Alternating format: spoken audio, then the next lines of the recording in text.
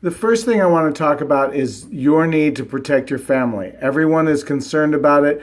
What happens in case there's something goes wrong? So the first thing I want to talk about is, most Americans are worried about money, even people that have a lot, but probably if you're watching this, you don't. So here's a question I want to ask you, and I think it might be really important that you address this issue because most Americans have not answered this question yet. And if you lost your job or your health, how long could you last financially? How long would it be before you either got evicted or were unable to keep up your mortgage payments, whether you own or rent? And that's a big, scary problem that most people are looking at. Hopefully, I'll be able to help you address that today. So I want to put an end to your uncertainty, and we'll do that in this process. The truth is that Americans are going backwards financially, okay? 5% are financially secure. 20% have a pension for security, so that's nice. If you're in that 25%, that's a good thing. But 75% of us are on our own and can't save enough to keep up with rising costs. So you're trying to put money aside. The average American family is putting aside about $200 a month on average. 65% of Americans will never be able to retire. That's a very scary statistic. Just think about that for a moment. Let's say, what if you're 80 years old and you're a greeter at Walmart? Can you imagine how that's going to be? And that's the truth that so many people are facing, okay? But let's compare that to imagining a life without money worries, okay? The bills are just paid. You have all the income you need. Maybe you have enough for lots of fancy things, maybe not, but at least you just don't have to worry whether you can pay the mortgage or if the lights are going to stay on. Okay, so think about, how does that feel for you? Just imagine how relaxing and comforting that would be. So here's what we've found is that people struggle financially for two main reasons. The first reason is that they don't or can't save enough money. They spend money when they come to the end of the month before they come to the end of let me restate that. They come to the end of their paycheck before they come to the end of the month. And they don't have a way, because of that, to create any investment income or something to retire from.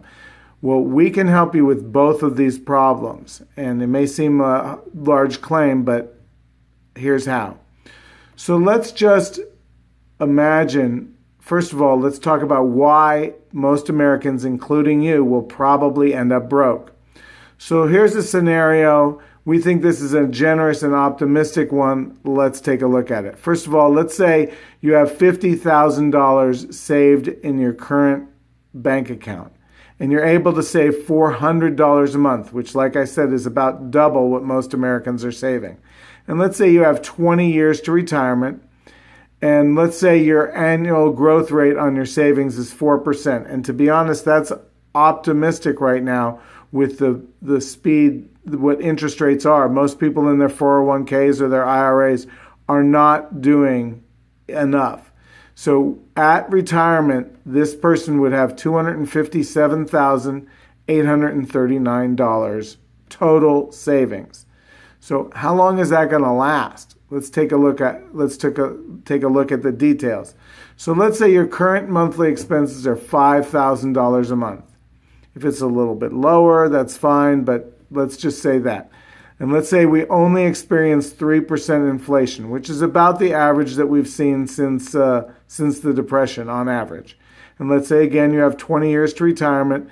20 years from now, that $5,000 will have grown to $9,031, or on an annual basis, after 12 months, that's $108,360.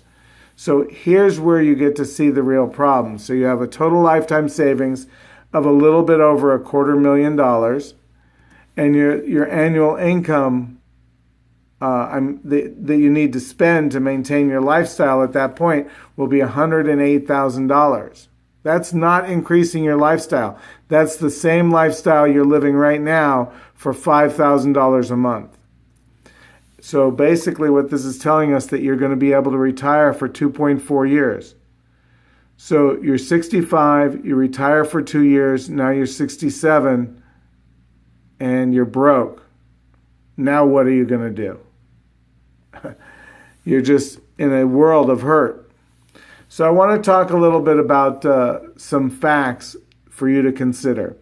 Now I'm using the Los Angeles median home prices because they're easier to get. They have better statistics going back to the past.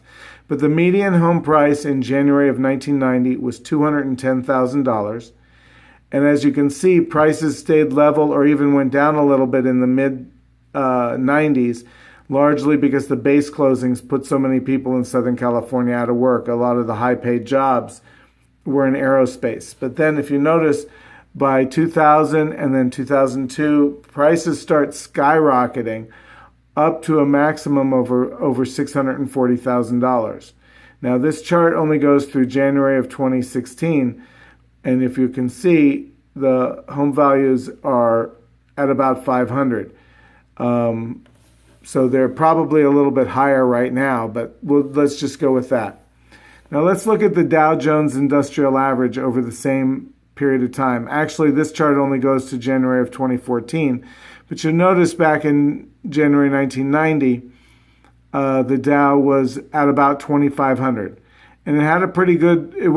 Didn't go up a lot, but then in the late 90s, it started going up, and then in 2002, it kind of took a big hit, and then it was going up again, and then through the financial meltdown, it went way down in 2007, 2008. Now, I want to compare these two. Well, let me say this. And then it went up by January 14 up to 16,000. I think it's over 18,000 as of this recording.